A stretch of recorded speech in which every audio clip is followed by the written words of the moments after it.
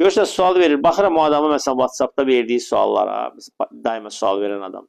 Görürsən ki, heç bir dənə taraz başlı sual yoxdur. Daima şübhələr üzərində fırlanır, daima narazıdır. Deyirəm, qardaş, ged özünə lazım olan şeyləri öyrən də.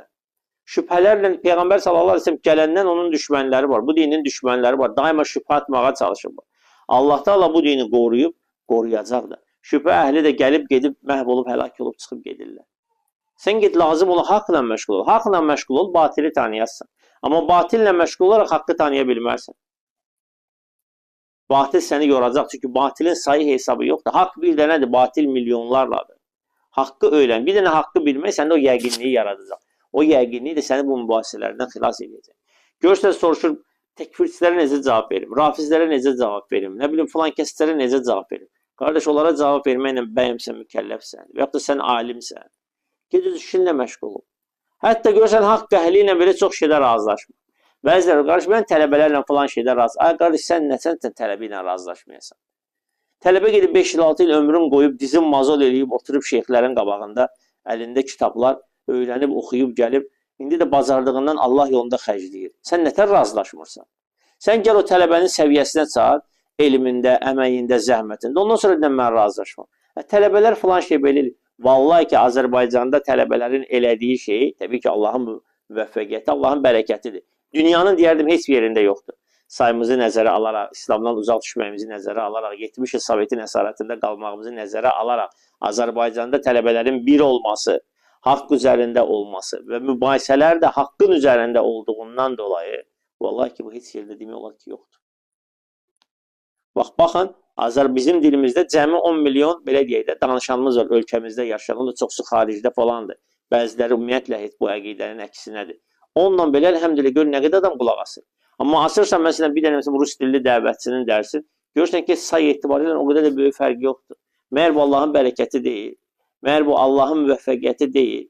İngilis dilində aç bir dəvətçinin dərsinə bax, görürsən ki, məsələn, belə deyək də, İngilis dilində milyonlarla, milyardla insan qulaq asır onun dərsini. Amma görürsən ki, əlhəmdülillah, bizim də dəvətçilərin də dərsin altına bərəkət və insanlar dinləyirlər.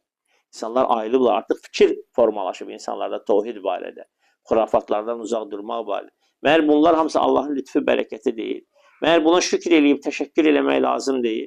Nəinki mübahisələr eləmək, oturub durub orada dəvətçilərin qeybətini eləmək, dəvətçilərlə mübahisə eləmək. Görürsən, bugün bu tayfadadır, sabah o bursi tayfadadır, birisi gün bu bursi tayfadadır. Bugün deyir ki, şəfaət eləmək küfürdür. Və şəfayətdən dolayı küfrə düşənləri təkfir eləməyənlər də kafirdir. Aha, sərsi gün görürsən, gözü şəfayət eləyir. Adam dəhşətə gəlir. Niyə görə? Sabitlik yoxdur. Və sabitlik olmamaqda baxırsan, əl-əxsus, ən çox baş verən o insanlardır ki, onlar mübahisə eləyəndir. İnatkarlardır, razılıq göstərməyənlərdir, tabi olmayanlardır. Və sən bu şeydə elmin yoxsa tabi olmalısan. Həkimlə gedib mübahisə eləyirsən, edə də bilmərsən. Edə də bilmərsən, çünki adam ömrün canın qoyub bu sahəyə. Eləcə də şəriət elmləri, vallahi ki, şəriət elmləri bütün fənlərdən dəqiqdir. Bütün fənlərdən dəqiqdir. Şeyx Məşhur daima and etsin ki, Allaha and olsun ki, deyir, hədis elmi riyaziyyatda daha dəqiqdir. Hədis elmi riyaziyyatda deyir, daha dəqiqdir. Bəli, insan başvuranda həqiqətən o dəqiqliyi görürsən. O mürəkkəbliliyin içində o zahirən elə görürsən. Lakin o dəqiqliyi görürsən ki, Allah da necə bu ümməti müvəffəq edir. Sən necə gəlib mübahisə edirsən elm əhli ilə? İndi tələbələri də qoyaq kənara, görürsən, alimləri dil uzadırlar. Deyir, Şeyx Fovzan bu məsələdə xatı eləyib. Şeyx Albani bu məsələdə xatı eləyib. Allahu akbar. Yəni, məyər onlar haqqı bilmədilər, o boyda elmlə, fikrlə, təqva ilə, onların əməllərinin qəbulunun təzahürü zaten ümmətin içində görsənir ki, Allah da necə onları sevdirib. Necə onların əməllərinə qəbuliyyət yazıb ki, insanlar onu sevir, qəbul edir. Sən nə ilə onlara irad tutursan? Sən nə ilə onlara etiraz edə bilirsən? Mübahisədən uzaq durun, qardaşlar. Mən filan kəsin arxasında namaz qılmıram. Niyə bala? Mən xoşuma gəlmir onlarla namaz qılmıram. Bu hardan çıxdı? Bu hansı dindədir bu? Hansı dindədir ki, sən xoşun gələnlərin arxasında namaz qılırsan, gəlməyənin arxasında qılmırsan? Belə şey yoxdur. Madəm ki, kafirliyi sübut olunmayıb, arxasında da namaz qılmaq vacibdir. Cəmaat olmaq dinimizdə tövhiddən sonra ikinci əsas prinsip sayılır. Cəmaatı qorumaq. Yoxsa mən xoşum gəlmir. Filan kəs qıldırsa gələrəm, filan kəs qıldırmasa gəlmərəm. O münafiqdir, hər şey. İnsana münafiq hökmü vermək, onu dindən çıxartmaq deməkdir və kafirlərlə daha pis formada vəsf etmək deməkdir. Allah Teala münafiqlər barədə buyurur ki, innel münafiqine fit derkil asfali minenler. Onlar cəhənnəmin ən dib qatında yanacaq. Bəli, bəli. Mən də istisna etmirəm ki, bəzi insanlarda münafiq sifətləri yoxdur. Amma birbaşa münafiq hökmü vermək çox çətindir. O da insan dünya malına görə, şəhbətinə görə, istəyinə görə, məqama, vəzifəyə görə müəyyən hərəkətləri eləyir. Müəyyən sözləri götürür, müəyyən yerlərdə susur. Amma o demək deyir ki, o bir dəfəlik münafiq olur. Qardaşlar, vallahi ki, insan ən gözəli öz dininə tabi olub, özünə aid olan məsələlərlə məşğul olmasıdır. Peyğəmbər sallallahu aleyhi ve sellem buyurur ki, min husni islamil mar'i terkuhu mə lə yu'nihi. Kişinin dininin gözəlliyindəndir ki, özünə aid olmayan şeyləri tərk eləsin. Bax, gəl otur Fatihə surəsini oxuyaq görək necə oxuyuruq. Quran-ı Kərimin təcvid qaydaları necə bilirik? Quran-ı Kərimin hərflərinin, yəni ərəb hərflərinin məxrəclərini necə çıxartmağı bilirik?